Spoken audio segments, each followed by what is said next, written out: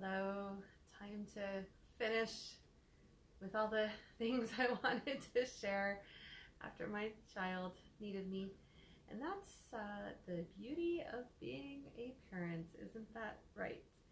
Um, yeah, but I needed to finish talking about all these things because, again, I feel like I share them for a couple of purposes. The first purpose is to be helpful to you who are watching, and that this might inform you or help you in some kind of way.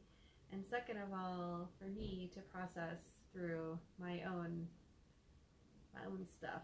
So the first portion of this, part one, is on my timeline or on YouTube.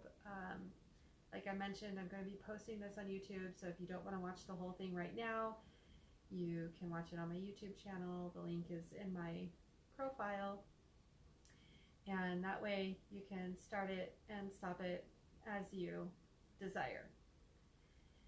So what I want to talk about now is a little bit more is the swinging lifestyle.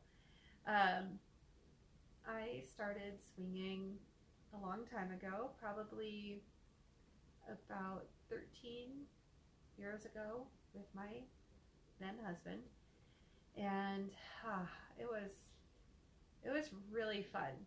I had a lot of fun doing that because I finally felt like I met people. This guy that I follow and have learned a lot from, Reed Mahalko, he talks about dating your species, right? And I felt like I had found my people when I first started swinging, and it's like something that I'm realizing I still really believe is that if it feels good, how can it be bad? Now, I know that there's ethics to consider, and that's been a learning curve. One of my deep learnings is learning about ethics and consent and communication and how important that is. There's a lot of things to consider when it comes to intimacy dynamics. But still, I still feel like, how can something that feels so good be so wrong? It is just how I feel about it. And I struggled. The other big thing that happened in this last year, long enough to have had a baby, is I've been single. So I've been single now for 9 months. Again, basically birthing this new life of a single woman. And I did some swinging with my ex-boyfriend, but this is the first time that I've been going out to swingers clubs and events as a single person. And it was really rough at first, and there's still a lot of rough spots about it. But this is where holding my desire for longer is really stepping in. So what I was talking about in part one of this video was that I've learned how to have a better relationship with my desire, and to actually allow myself to feel my desire and take steps toward manifesting it, or even allowing it to come in.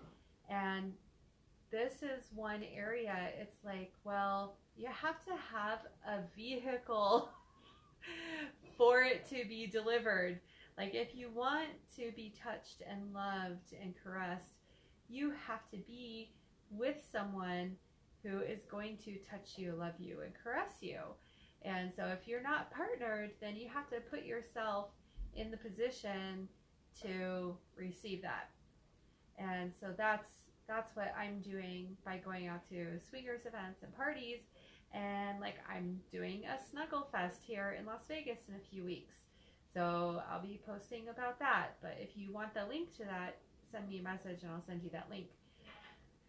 Because this way, you know, a snuggle fest is great. It puts you in that position to get all the oxytocin, all the connection, and you don't have any strings attached for the relationship stuff and the drama. There's a really tight container. And that's one thing that I'm finding about going to the swinging is that it's giving me that container to go and have that erotic fun and not make it mean something big. Not make it mean like, oh, this is my next Mr. or Mrs. Right. You know, this is like, it's just for fun, just in the moment. Now, I will say, swinging can be super shallow, super surface.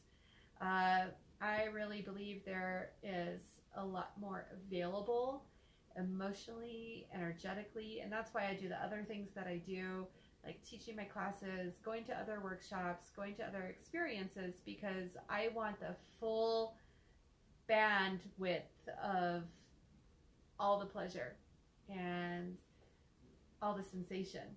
I want to feel all of it. I want to be able to wring every single bit of pleasure out of my body that's available. So the way I can do that is by going to this variety of different experiences. And it's like getting over myself, getting over my story, overcoming like the blahs of being at home, the inertia, like you're at home, you don't want to go out, you don't want to this and that. So it's like, I know it can take a lot to get out of the house and go out and have some fun, but going out and having no expectation, just being open for what's going to happen, and maybe it's nothing, but maybe it is something. It's nice, and then if something does happen, you're like, oh, that's a pleasant surprise, right? So these are some things that I'm trying to transfer over to my dating life, to be honest, because I'm finding like I want to be able to have fun and be in the moment when there is that romantic emotional connection, rather than tying up this whole story of what it means, what they're doing, what does that mean, what I'm doing, what does that mean. Like, it doesn't have to be like that. And I'm just learning how to hold, to expand and hold that sensation and be in the unknown, be comfortable in the unknown. My one friend, when she was talking to me, I was going through the whole thing with my breasts, she's like, that's the biggest thing, is being comfortable with the unknown.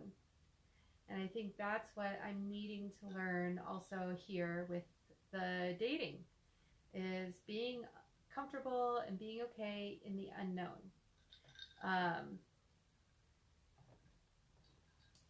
It's like, I want to be able to be in the moment and have fun, and not everybody that I go on a date with or connect with is going to be, in fact, most people, in fact, nobody yet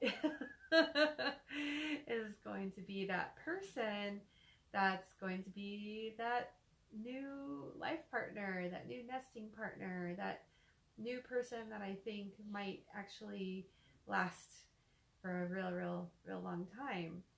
And you know, I have to be okay knowing that I'm still going out to have fun, to put my attention on someone else, to have their attention reflected back to me, and just feel these sensations in my body and not make up all the stories about what do they mean.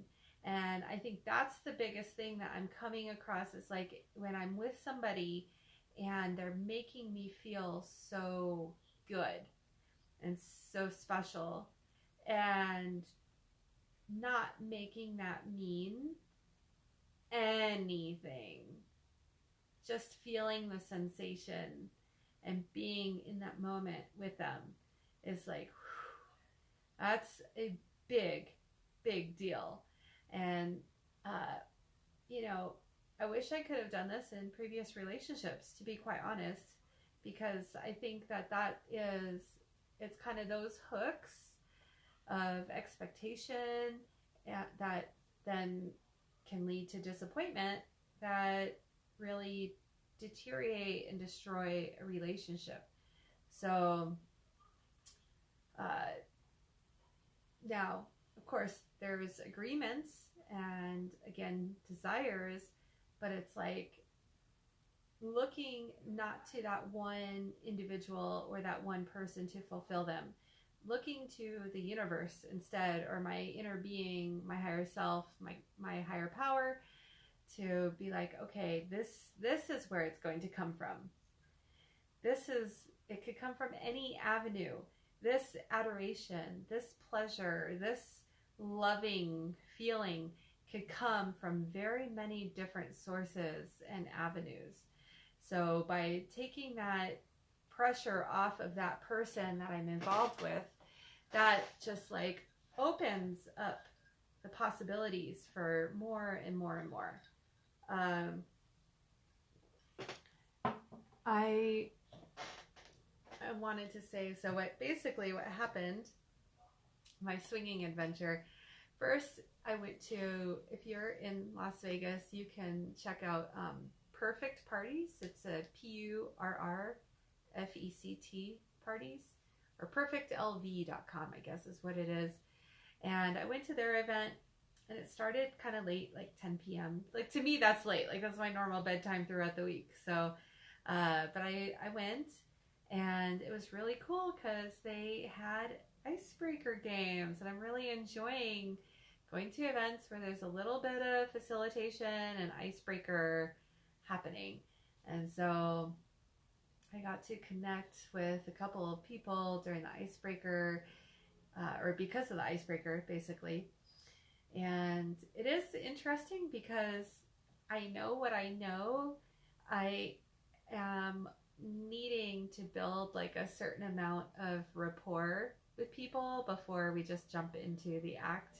And that's new for me, but I'm honoring myself. I'm honoring every step of the way. And that's one thing that I think, if you're considering swinging, that there's that unknown, like what's expected. If you're supposed to just like jump in and everybody start having sex, like sometimes that happens, but you don't have to do that. You can go at your own comfort level, at your own pace. And right now, my comfort level is a lot of times like I have to get to know the person, know their experience level, know their consent, and it's awkward. It's awkward as fuck, but I'm learning, like I've been learning for the last few years, to just embrace the awkward. That's another thing from Reid Mihalko. Embrace the awkward. And it's just like, sometimes people get weirded out when I do that, when I'm asking them like, hey, is this okay for you? Do you want to do this, not do that, whatever? Because most people, it seems like in the swinging world, a lot of people just would rather do nonverbal communication. But nonverbal communication can be very confusing and misleading. And people can infer, different things about what you're doing with your body language. And a lot of people, like, because I've talked to people about this a lot because of what I went through in the past with consent issues, is that a lot of people have this idea that, oh, well, just because the person is in the swingers club or party, that means that that's the environment they're in. They want to play. They want to do something. And I will tell you, that's not the case. A lot of people, like, everyone has different motives for going to these things, and they want to have different experiences. Some people just want to be in the erotic atmosphere. Some people want to be able to be naked. Some people want to be an exhibitionist. They don't really want to play with other people. Like, there's a huge variety of motivations for going to a swingers club. So you cannot assume that just because you go to the swingers club, that's what people want. And I got really lucky. So Saturday night, I was there, got the intro games, and it was really interesting because we did this one called Fortune Cookie, and I got my fortune cookie was to finger fuck the woman to my right. And so, okay, so a couple things happened here. First of all, the woman to my right was she was in a couple with another female, and also I was not sure of her identity. And this is the other thing I try to be sensitive about. I know, like, not everyone who presents female identifies as female, or maybe they present butch but they still identify as female. So anyways, I walked up to her and I was just like, first of all, I need to ask you, like, how do you identify? What are your gender pronouns? And she told me, female and that. And so I was like, okay, great. Well, my fortune cookie is I'm supposed to finger fuck you. And so can we negotiate? Like, what's going to happen here? Because that was the game. Like, you could negotiate whatever is going to happen. Everything is consensual. And long story short, we went into the bedroom, and I was able to with her wife sitting on the bed watching us, I was able to very sensually do some massage on her inner thighs and some vaginal massage, and it was just like, I could tell that nobody had really touched her like that before. And she just kept telling her wife, oh, it's so relaxing. So, yeah, vaginal massage can be super relaxing and stimulating at the same time. And there's this thing, like, the more relaxation you feel, the more stimulation a lot of times you can receive. So that was the first one. And then after we had a peak and we came to an end, like, that is one thing, like, I have to remember, especially with female-bodied people, like, not to not have a goal, right? Just to have the experience. If there's a peak, great, go to the peak and then end. And so that's what I did with her. And then I went upstairs where there was, like, seriously, there was 5 people playing on the bed. There was 2 people standing by the wall. And so I stood by the wall and started watching one of the couples, and the guy, like, motioned for me to come closer, and it was really hot. It was really hot. And yes, I still ask the girl, even though they're, like, right there banging away, I am like, hey, is it okay if I touch you? And so I was, like, touching and doing dirty talk to the guy while I was touching both of them. And then I was like, can I use my mouth on you? She says yes. And then they hit a peak, and they were, like, kind of taking a little breather. And I was like, oh, can I put my mouth on your pussy? And she says yes. And it was just, like, so good to be in that experience, in that situation, with no question marks, like, with the verbal consent. And she was just, like, completely open, completely in her pleasure, experiencing it, receiving it.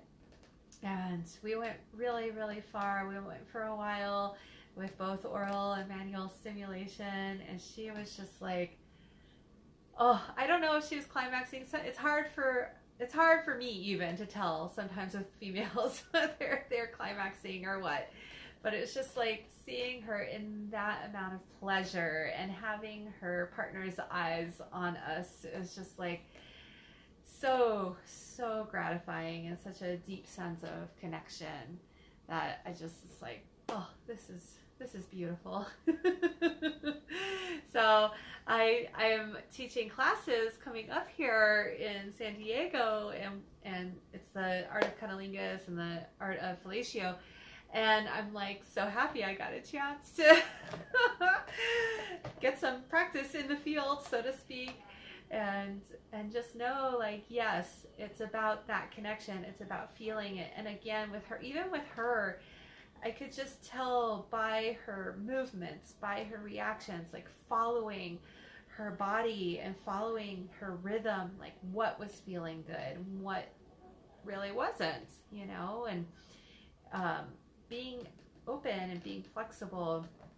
So yeah, that was really good. That was Saturday night. And then on Sunday, I went to this pool party that I, it was just such a blessing to be able to receive. Again, I keep going back to this, like holding space for your desires. Now, one thing is, for me, my number one love language is touch. I love being touched. I love cuddling. I love a lot of touch. And I could cry. Like, being single, that's been one of the things I've been missing the most, is just having that cuddling. Yeah, it's like, seriously, like, there's things I do to myself to cuddle myself to meet my touch needs, which I recommend that you do. And it was good because at this event, a pool party, I saw one friend and we got in the pool, and it was just like being able to receive the cuddles and have the connection and feel that, like I say, love, it's a certain kind of love between friends. I know it's not like big romantic love, but there is love. There's different types of love. So it's just like being there, being somewhat erotic just because we were nude. It's like, yes, this feels freaking delicious. And just receiving the kind words, the words of adoration, the compliments, and letting them in. That is definitely so that's like my second love language. Words of praise. So it's just like, wow, this is happening. This is coming. All these weeks and months that I've been craving it, wanting it. Like, here it is, like opening up to actually receive it and be in the moment and really feel it and let it in is really, really huge. I could have been like, yeah, when I was getting in the pool, I was distracted. I had to overcome my shit about being naked, being topless. There was lots of people around, some people I didn't know, some people I know and don't like, like, there's like lots of things that my brain could have been going on. But because I have so much practice of being in my body and being in the moment, I was able to be in my own little bubble with this beautiful man and receive his attention and have it really feed me and nourish me. It was just really amazing. And then we went to the other side of the pool, and oh my gosh, I don't know. There is this thing about, you miss 100% of the shots that you don't take, right? And there was a guy there that I knew from a couple years ago from events. And this is something that I wrestle with and I struggle with, which is my position in the community, so to speak, as a sex coach, as a teacher. Like, it does create a power dynamic that I am very cognizant of, that, it's just never gonna be equal footing. So it's like, if I'm viewed as a leader or as a teacher, then it's just something that I'm aware of, and it makes me sometimes hesitant to approach people because I don't want my position to unduly influence them. And so that was something that I had actually talked to him about a couple years ago. And I'm learning to trust people And also it helps when I've known people for a while so that I know that they're actually my friend and not just a student. And so it was great when I was able to um, see him and connect with him.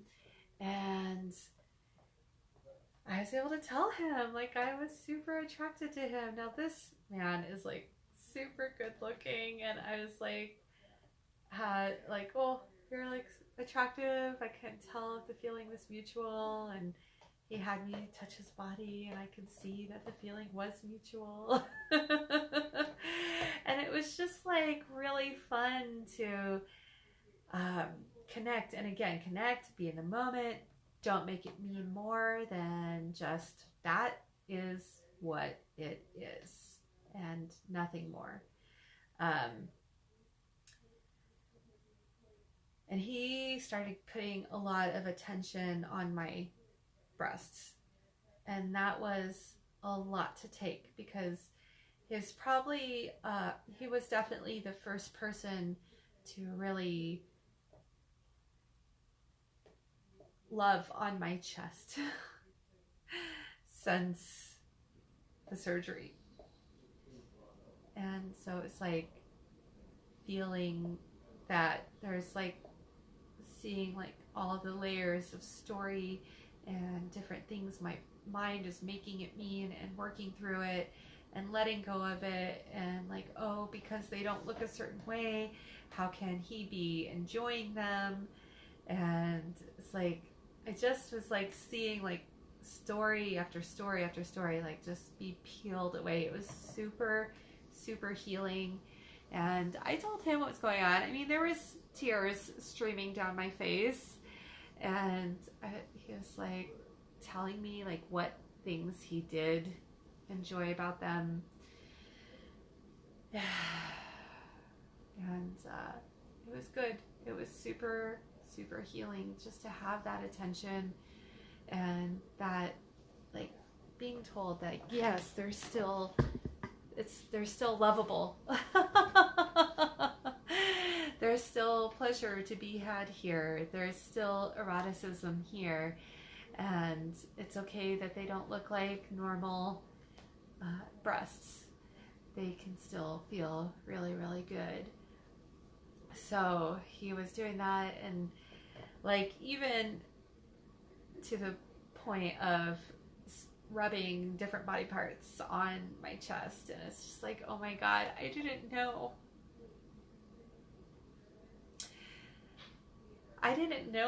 if anyone would ever be doing that with me again.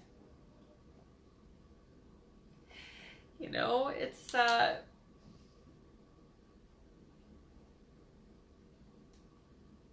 like such a big change. So to have that happen was such a huge relief.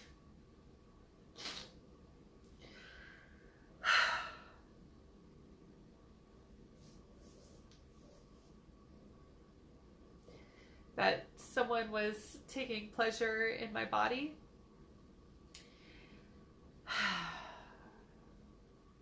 And I want to say that, you know, I prepared myself for that because I've been taking pleasure in my own body in my self-pleasure practice. Like, I've been doing self-massage on my breasts. I've been including my chest in my self-pleasure sessions. So it's like, okay, I know it's possible. I know that the pleasure is there. But this was the first time that I really had someone go into it with me. And it was really, really powerful. Very, very powerful. And I'm really grateful for that experience. We did a lot of other activities too. And this is the thing, like contrast. Contrast brings clarity. And this is where it's like all the things, as much as I've been like sad about my breakup and healing, and you know, it's been very challenging, contrast brings clarity. So it's like knowing all the things that I wanted to have with my ex that I felt was lacking, it was like, oh, now I can recognize it when I have that experience. It's like, oh, my desires are getting fulfilled. Like this guy, of course, he was very easy on the eye, which was definitely nice. But also, he wanted to massage me. He wanted to do some different things. And it was just like, oh my gosh, this is like what I've been wanting. This is what I've been craving. And I can allow myself to actually receive it and to have it and not make a lot of demands or have a lot of conditions on it. Like, oh, it only can happen if under these certain conditions. It's like, no, I can just receive. And I don't necessarily even have to fucking reciprocate. And that is huge, huge, huge, huge, because the programming is, if I'm going to receive, then, I have to, in order to get, I have to give. And it's like, actually, no, like they are getting something out of giving, just like happens for me. When I'm giving, I'm getting something out of giving, and that is enough. That is fucking enough, and letting it be enough and really just relaxing into it. It's just really, really amazing. So we had gone into the bed and we're doing all this stuff, and I just was feeling really sexy, and this other really hot guy came in and he's watching us, and I was just like, oh my gosh, here I am in this bedroom with two really hot guys, and one is doing all these things to me and the other one is just like sitting over here watching.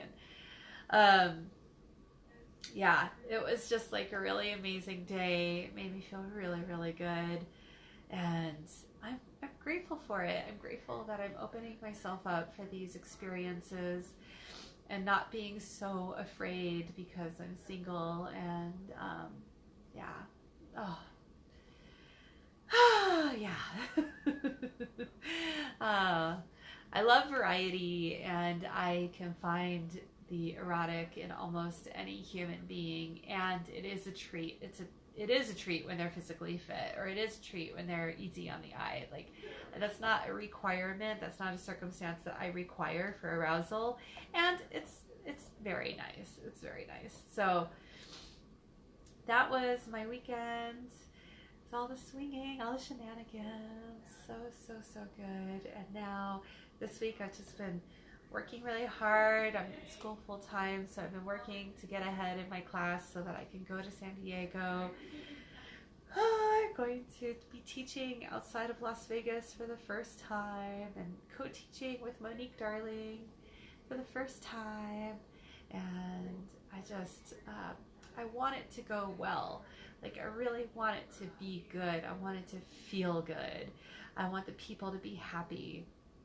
And it's definitely different not being 100% in control of the situation and co-creating with another facilitator. So it's like, okay, going in another level of fucking unknown, right? Another level of unknown, another level of do not know what this is going to look like, do not know what this is going to be like, and just being like okay with it, being in the moment, realizing like I had to message her and be like, I'm feeling insecure about this piece of what's going on, and this is why, because I want people to feel good and feel loved. And it's like, oh, okay, yeah, it's okay. People are going to have their feelings, and I'm not going to be able to make everybody happy.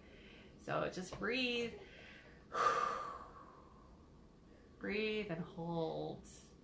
And this is where it's like, okay, I can practice again holding that desire. Like, I have this desire for a big coaching business that supports me so that I can travel and not worry about having to see clients in person here in Las Vegas. It's like, this is one of those steps. Like, can I expand? Can I expand to do these live events in another city? Can I expand to have a co-teacher? Can I expand to not know exactly every single thing that's going to happen? So that's what's coming up this week. So I'll possibly be doing more Facebook Lives as much as I love writing it all out, I think that this is like a much quicker way to deliver all the information. I so appreciate you. Thank you for watching or listening. And please do reach out to me if you're interested, if you're looking for coaching, if you're looking for guidance, if you like my style, if you think you want support in any of these things that I practice. This is what I fucking teach. This is what I know. Pleasure, holding the pleasure, making space for it, feeling your desires, letting them, allowing them to manifest. Like, yes, yes, yes, yes, yes. So message me. I have things coming up that I will be posting about as I get a chance to create them. But please don't wait. If you feel drawn or called to work with me in any way, shape, or form, send me a message and we will make a time to talk and see what's a good fit. All right. Thank you. Make it a sexy day.